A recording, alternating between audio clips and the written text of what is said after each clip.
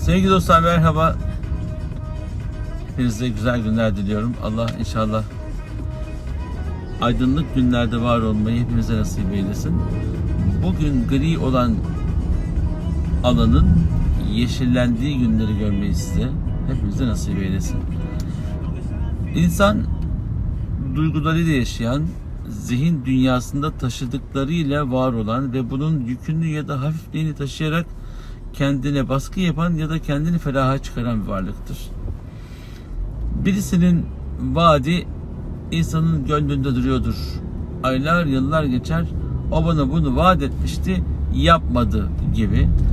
Bu onu yapmadı diye benim hayatım alt üst olduğu düşüncesiyle insanlar birbirlerine olumsuz enerji gönderiyorlar. Yıllardır, asırlardır. Gerçekleşmeyecek hayalleri hiç kimseye vaat etmeyin. Allah adına Allah'ı şahit tutarak dahi vaat etmeyin. Adamın kapasitesi yoksa şoför olmaya, kaptan olmaya ya da satıcı olmaya, sen çok iyi bir satıcı olacaksın diyerek olmayacak şeyi vaat etmeye ve onun hayal kurup yapamayıp depresyona girmesine neden olmayın. Siz çok iyi bir pazarlamacı olabilirsiniz. Çok iyi bir anlatıcı olabilirsiniz. İşinizi çok iyi yapabilirsiniz herhangi bir iş konusunda, ama bunu herkes yapabilecek anlamına gelmez. Bütün pazarlamacılar köşeyi dönmüştür diye bir anlamda yoktur. Bütün sakin duranlar da hep kazanmıştır diye bir manada yoktur. Dolayısıyla herkesin kısmeti Rabbi ile kendisi ve bu paralelin akabinde gayretiyle insana bağışlanır. Peki bunun için ne yapmak lazım? Öncelikle herkesin karakterine, mizacına göre tahlil yapıp ona göre iş bölümü yapmak lazım. Birisinin konuşması, birisinin dinlemesi, birisinin sunması, birisinin paketlemesi, birisinin arka tarafta ürünün mamule dönüşmüş halini hazır etmesi. Allah Teala hepimize başka güzellik vermiş. Hepimizi aynı yapsaydı, hepimize aynı değerleri verseydi, hepimizi aynı çapta var etseydi, birbirimizi yerdik sıkıntıdan. Ne yapacağımızı bilemediğimizden dolayı mahvolurduk, yıkılırdık, yanılırdık, birbirimizi ezerdik, sıkıntıya düşerdik. Onun için karakter bakımından farklılıklarımız bizim zenginliğimiz, bizim nasibimizdir. Öyleyse bize bu duygu, düşünceleri besleyen arkadaşlarımıza sesleniyorum. Yapmayın. İmamın çocuğu imam olmak zorunda değil. Doktorun çocuğu doktor olmak zorunda değil. Zorla üniversitesine gönderip bu alanda bak bizden bir sürü bilgi akışı olacak, sana hayatın rahat olacak, kazancın yüksek olacak. İyi de adamcağız ressam olmak istiyor. Ya da adamcağız imam olmak istiyor. Örnek veriyorum. Hep böyle imamın çocuğunun imam olmasını bekliyorsunuz ama öyle olmuyor. İş adamı bir arkadaşım var, hocam hayatta en çok istediğim şey ne bilemezsin diyordu. Bir gün annesi söyledi bana. Benim oğlum imam olmak istiyor çocukluğundan beri dedi. Olabilir. Olabilir. Olmadı da imam olmak demek önder olmak demektir. Çok saygın bir makamdır. Doldurabilirsen içini, bütün zahmetlere katlanabilirsen. Kolay değil.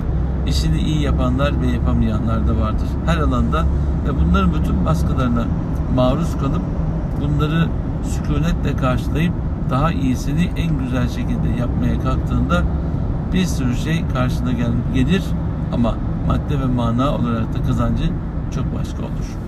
Aziz dostlar, umut fakirin ekmeğidir. Hiç kimsenin umuduyla oynamayacağız. Anlatmıştım belki size, bilemiyorum, anlattığım şeyi bir de anlatmayı sevmiyorum.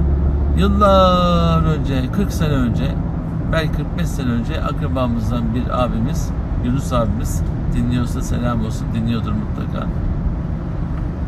Bana 40 sene önce babamın kendisine İstanbul'a gelince okutabileceğinin vaadinin olduğunu, fakat İstanbul'a gelince de bu vaadi babamın gerçekleşmediğini, o günden beri babama karşı bir hüznünün olduğunu, fakat o kadar seviyorum ki Hüsnü abimle bir şey söyleyemiyorum. Ama sana söyleme ihtiyacı hissettim hafızım. Böyle böyle oldu dedi. Sen şu meseleyi baştan bana bir anlatır mısın dedim. Nasıl oldu? Baban köye gelmişti dedi. Ve dedi ki İstanbul'a gelirse bu çocuğu ben okuturum demiş büyüklerine. Peki sen ne yaptın? Ben de İstanbul'a geldim. Babanın yanına gittim. Baban da bana hadi seni okula yazdıralım demedi dedi. Allah Allah. Benim babam tanımadığı insanların çocuklarını okutuyor. 40 seneden 50 seneden beri. Seni nasıl okutmaz? Bir yanlışlık var burada dedim ya. Sen kimle geldin bizim eve dedim babamın yanına. Dedi ki filanca kişiyle geldim. Filanca kişinin okumakta niyeti yok. Okumada niyeti olmayan insanla babamın yanına gelirsen babam senin okumak istediğini nasıl anlayabilir? Elbette anlayamaz. Ama senin büyüklerin beni babamın yanına getirmeliydi. Ya da söylemeliydi. Yunus okumak istiyor diye. Yunus okumak istiyor diye söyleseydiler, bir not düşseydiler, babam asla seni ihmal etmezdi. Burada benim babamın teknik olarak suçu yok.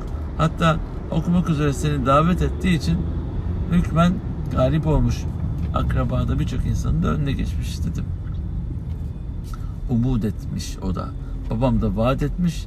Fakat vaat eden ve umut edilenin teknik buluşması, karşılaşması düzgün bir şekilde gerçekleşmemiş. İşte bu bağlamda ben de birisine vaat ettiğimde diyorum ki lütfen bu işi yapabilirim ama sen takip et ve bana hatırlat bu iş olana kadar olur mu diye rica ediyorum. İşini takip edenlerin işleri de Allah'ın izniyle olacak ise, yani olması gerekli bir işse, makul bir işse elbette oluyor. Ama akla uygun olmayan, hayatın olağan akışına uygun olmayan, işte ne bileyim, ilkokul mezunu bir insanın Cumhurbaşkanı olacağım ben, bana destek olur musun? Olamazsın kardeşim. Olamazsın. Teknik olarak mümkün değil. Olursun ama olamazsın. Bunun gibi olmayacak şeyi istedikleri zaman olmayacak şeyi oldurmak maharettir ama milletin, devletin, insanlığın sorumluluğu anlamında aleyhte olacak bir şeyse bunu oldurmamızın imkanı yok. Oldurmamak daha hayırlı oldurmaktansa. Her şeyi olduran Allah, fakat işlemleri insanlar yürütüyorlar. Onun için bize düşeni en güzel şekilde yapmak bizim maksadımız olmalı. Haddi zatında bu Yunus abimiz 40 senelik ızdırabın peşinden bizim kendisine babamın yanına geldiği insanın yanlış olduğunu, doğru insanla beraber olmanın ne kadar önemli olduğunu ikimiz birden birbirimize söylemiş olduk. Kendisi okumadı ama 2 çocuğunu birden üniversite mezunu yaptı. Hatta bir tanesi doktor, öğretim görevlisi, akademisyen oldu. İnsan içinde uhde kalmamalı. Hele eğitime dair mutlaka tamamlayıcı bir şeyler olmalı. Biz bu yaşadığımız düzenin içerisinde ıslah ediciler olmalıyız. İfsad ediciler değil. İslah edenler, güzelleştirenler, temizleyenler, temizlendirenler. İfsad ediciler, bozguncular, bozguna uğratanlardır. İkisiyle çok ciddi zıt fark var. Allah inşallah ıslah edicilerden olmayı bizlere nasip eylesin. Geleceğe dair plan yapan kardeşlerimize evlilik yolunda, iş, aş yolunda onların taleplerine, gayretlerine, emeklerine biz de katkıda bulunmak üzere niyaz ediyoruz, dilekte bulunuyoruz.